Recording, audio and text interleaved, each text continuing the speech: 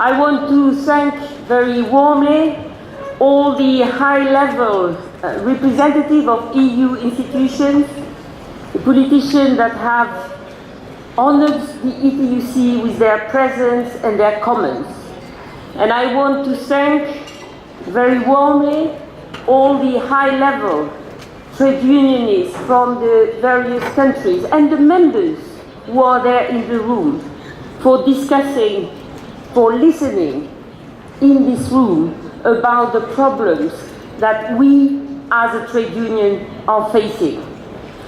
You've had much to listen to and much to swallow today. And I'm sure things deserve to be discussed further. But you should not worry. We are going to continue. This is not a one-day event. It is not a one-week event. It is not a one-month event. We are going to continue for weeks, for months, and possibly for years. It is a question of democracy. It's a question of the social model. It's a question of social governance for the people we represent. This will never get out of our radars. We know that very soon the European Union will produce a roadmap, and that in this roadmap they are foreseeing a part concerning the social dimension of the EMU.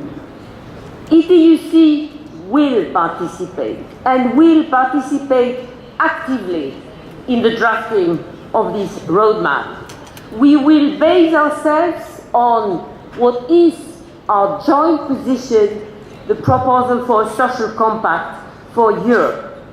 And I tell you, I think it will be easier for ETUC to come to a joint position than possibly it will be for many governments to agree, because we stand for common values and because beyond all the differences between us, what we want is social progress and progress for the people we represent.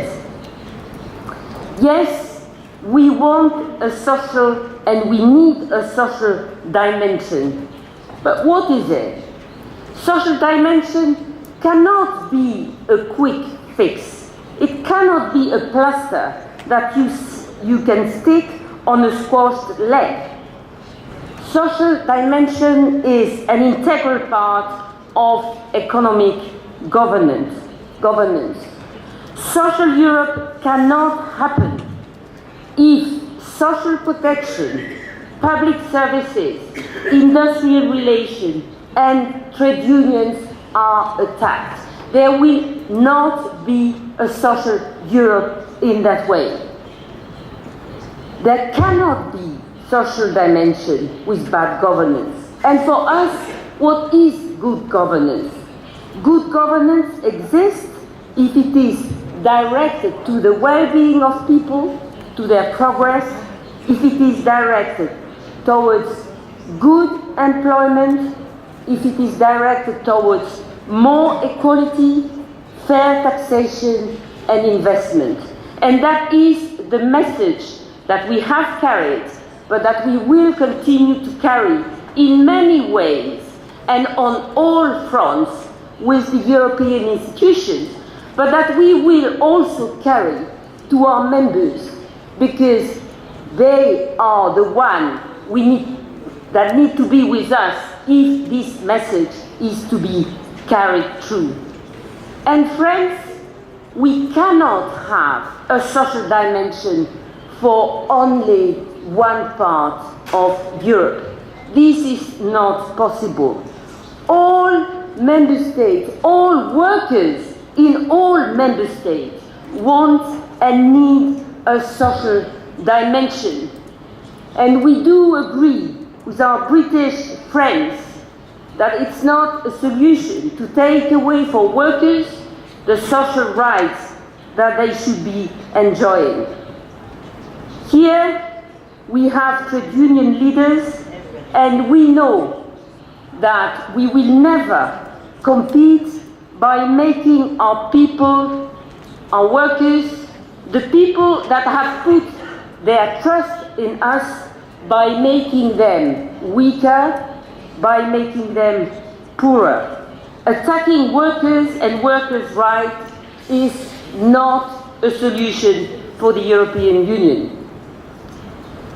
We've heard a lot about the European social model, and we have heard that the European social model is in danger. The minister this morning said that European social model was an heritage and a legacy. And yes, it is. And yes, we should be proud of it. And we should defend it. And we know it's in danger, but we have to be there to promote it. And in this social model, which is made of public services, which is made of social protection, which is made of sound industrial relations, there is a very important word, which is social dialogue. We all want social dialogue. Everybody speaks about the social dialogue. All leaders, institutions, politicians, they speak of the social dialogue. But the social dialogue must have a reality. At national level, it means that the discussions between unions, employees, and possibly governments must lead to solutions, that unions must be listened to. And this is the same at European level. Social dialogue cannot just be a trick, cannot just be a nice exchange where we give our opinion. We want to be constructive, but we want to be listened to. And that is a very big challenge, and there are very many things that we need to change to have this social dialogue become a reality. In one year time, we are going to have elections at the European Parliament, and the ETUC will certainly be putting its strengths, its values, its objectives within the Social Compact for Europe to the candidates to the European Parliament, so that possibly after this period we get more support for the social Europe we need. Friends, it is very clear to me after this day, ETUC is there to stay. It is there to be stronger, and it is more important than ever that we should work together at European level. There is no national solution.